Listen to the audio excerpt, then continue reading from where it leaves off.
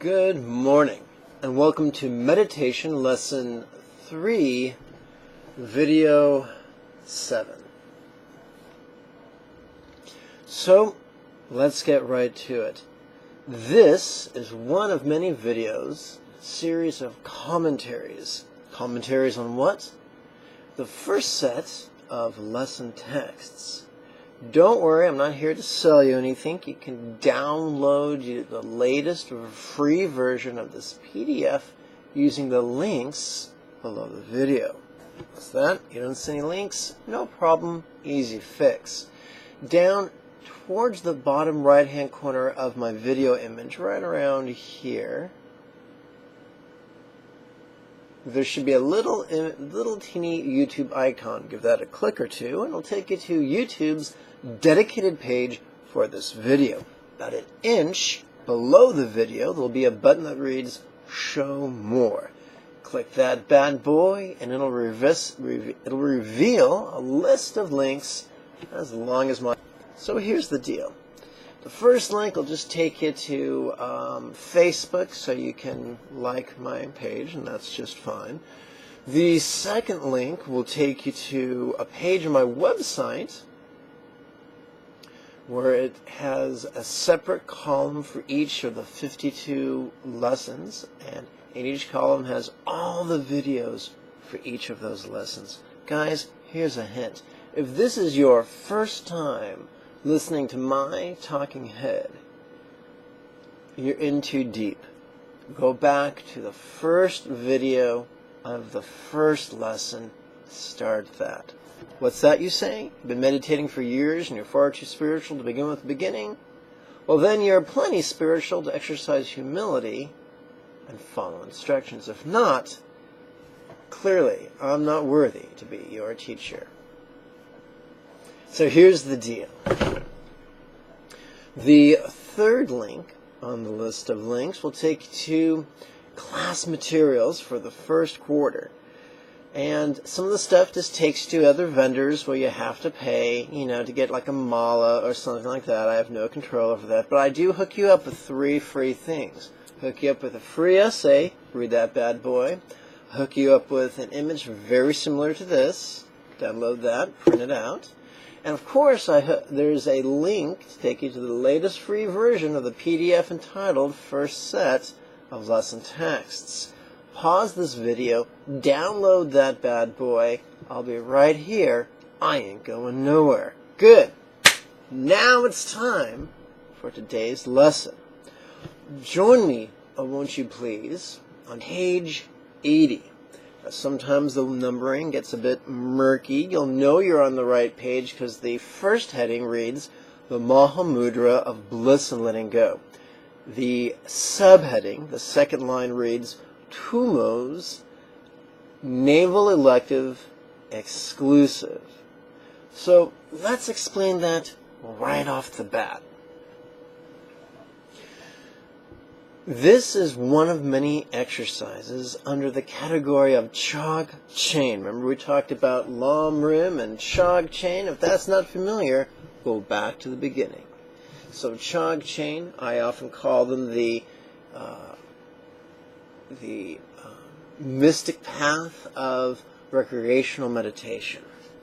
So there are 3 primary headings. I present the Chog Chain and all the exercises of Chog Chain under 3 headings. The first one being the Mahamudra of Bliss and Letting Go. The second one being the Mahamudra of Love and Letting Go. And the third one being the Mahamudra of Awareness and Letting Go. You receive the third one in your very first set of lesson videos.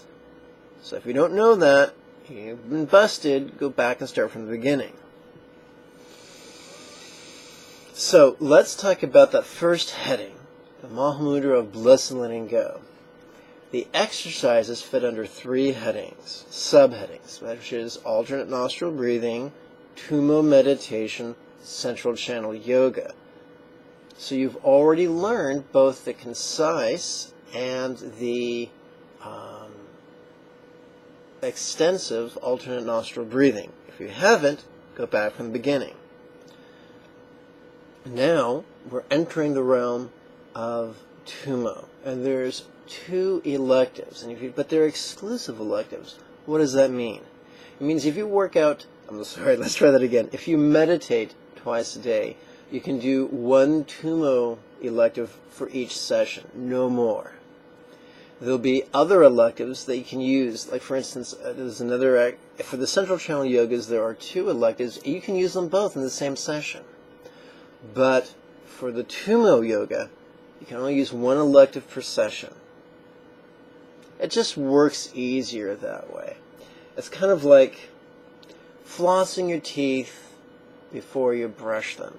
You can use round floss or you can use flat floss, but there's no reason to use both flosses in the same session. Just redundancy. So now we scroll down and we come to the phrase reverse breathing. Pardon. Reverse breathing is unique in this collection of Chogchen practices. Reverse breathing is unique to the Tumo electives. Whether it be a navel wheel elective or a secret wheel elective, and don't worry, we'll discuss that a little bit later on, what those wheels are and what they mean and all that kind of good stuff. The only time we use the reverse breathing set of techniques is when we do Tumo. Reverse breathing has 2 aspects: closing the lower doors, and reverse breathing. Let's discuss the first one.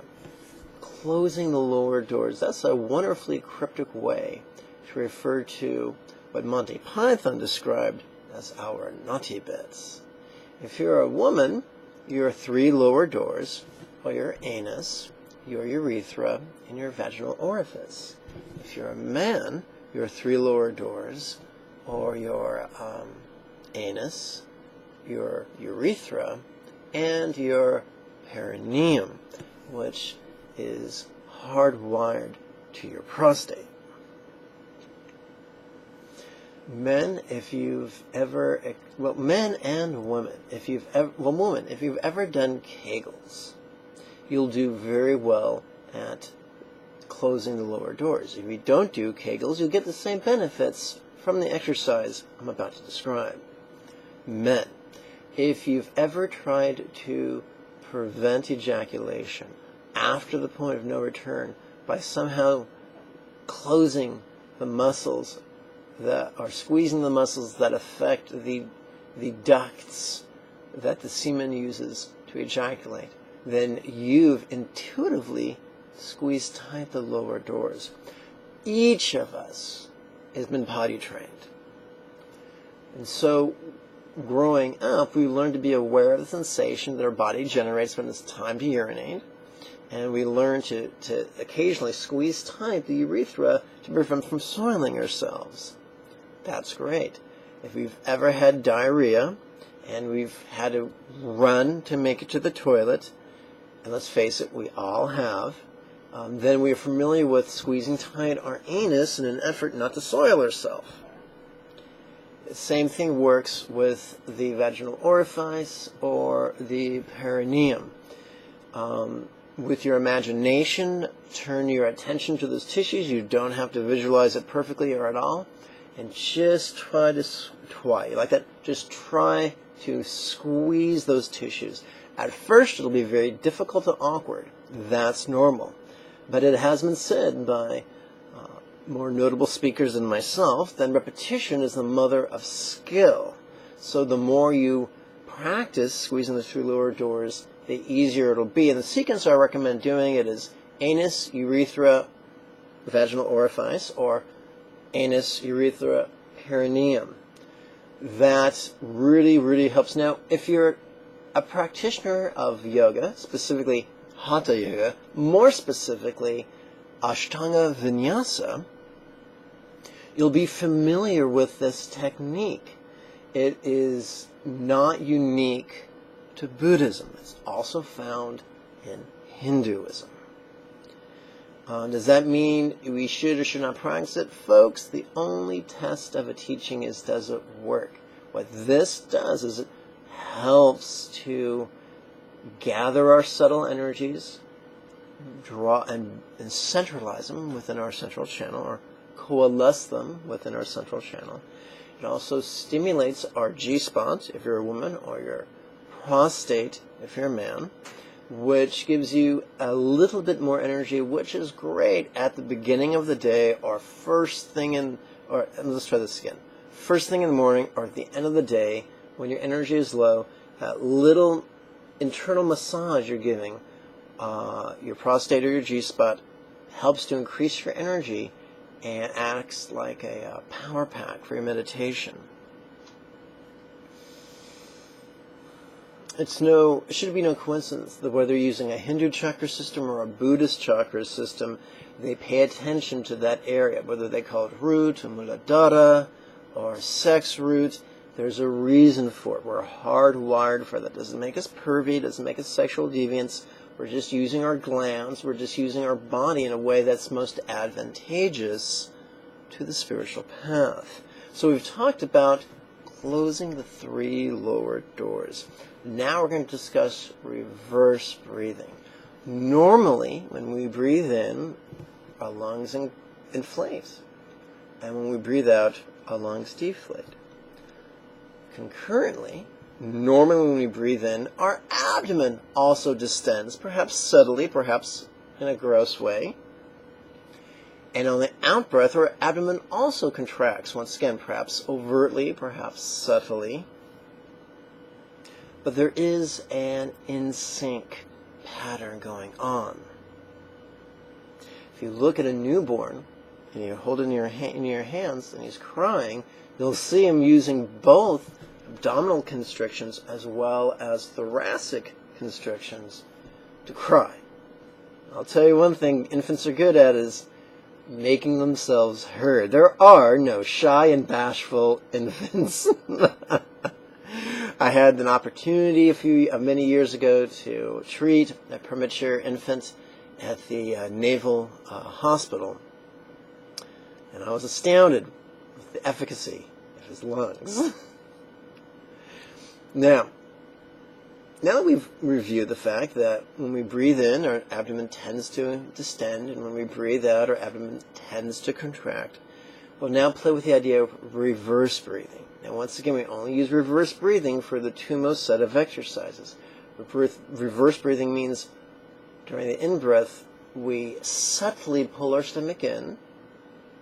During the out-breath, we subtly relax our stomach, which is the reverse of how we normally do it. And once again, this is subtle. We're not doing abdominal isometrics.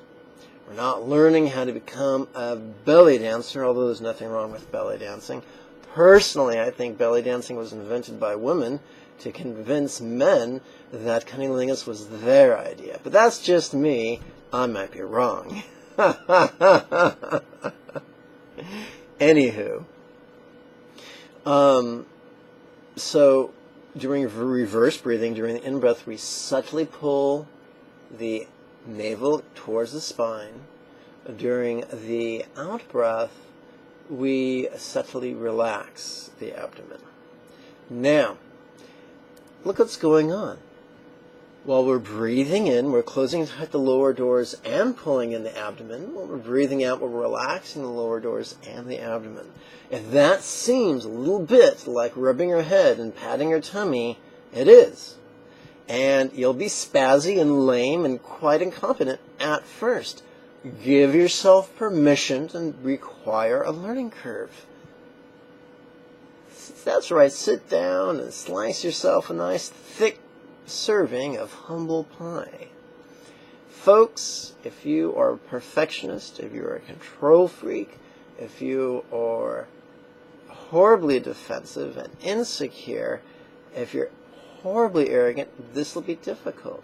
So consider this a spiritual exercise in humility and surrender and a realistic expectation of ourselves. Oh yeah, I said it, realistic. So that's all you get today. We've learned how to close the lower doors while simultaneously pulling in the abdomen and relaxing the lower doors while relaxing the abdomen. And believe it or not, that's all you need for right now. Folks, I thank you for your time and your kind attention. May you and yours be healthy and happy. Om Mani Padme Hum. Before you go, I'm going to remind you to click the thumbs up like button. It should be right around here. Right around, there you go. Right around there. And then find the share buttons. And lastly, go up top and find the subscribe button. Find a YouTube icon. Let that take you to the home page. In the bottom left-hand corner, you'll find a tab that reads Manage Subscriptions. Click that. Find Lama Jigme. Click the box to the right, and that way you'll receive email notifications every time I upload a video. When does the next series of weekly webinars begin? Tonight. So find the link, the appropriate link, register for tonight's class, and I'll see you there. Bye-bye.